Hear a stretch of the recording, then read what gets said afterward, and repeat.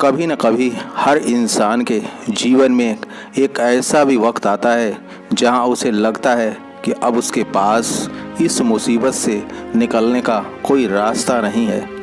ऐसा ही एक मादा हिरणी के साथ हुआ। एक मादा हिरणी अपने शावक को जन्म देने को थी और ऐसी दशा में वह एक सुरक्षित स्थान के लिए जंगल में भटक रही थी। तभी उसने जंगल के एक छोर पर नदी के पास ऊंची ऊंची घासों को देखा। उसे वह स्थान जन्म देने के लिए उपयुक्त लगा, इसलिए वह शावक को जन्म देने के लिए घासों के बीच चली गई। जैसे वह वहाँ पहुँची, उसे बहुत तेज प्रसव पीड़ा शुरू हो गई। तभी अचानक आकाश में काले बादल घिर आए, बिजली चमकने लगी, लेकिन ऐसी दशा में वह कहीं नहीं जा सकती थी। तभी उसने दाहिने देखा, जहाँ एक शिकारी उसकी तरफ निशाना साधे खड़ा था।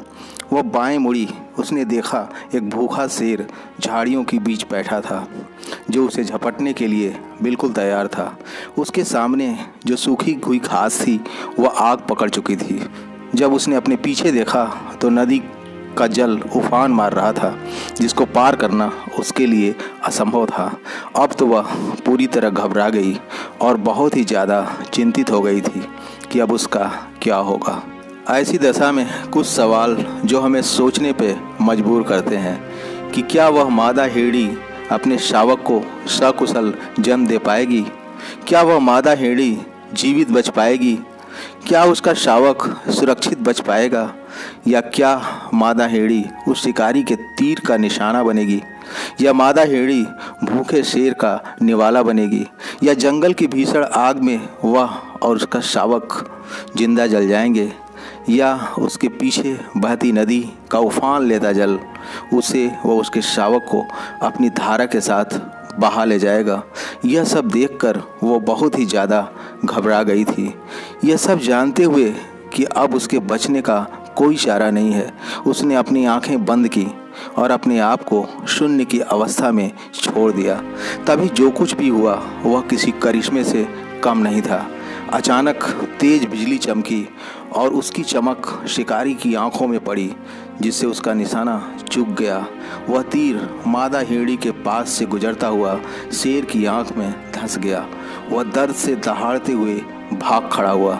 तेज बारिश भी शुरू हो गई और इस तरह से सूखी घासों में लगी आग अपने आप ही बुझ गई। इस प्रकार वह मादा हिरणी अपने शावक को सकुशल जन्म दे पाई। अब वह और उसका शावक दोनों ही सुरक्षित थे। शायद इसीलिए कहा गया है कि जाको राखे साइयाँ, मार सके ना को, बाल न बाका हो सके, जो जग बैरी होए।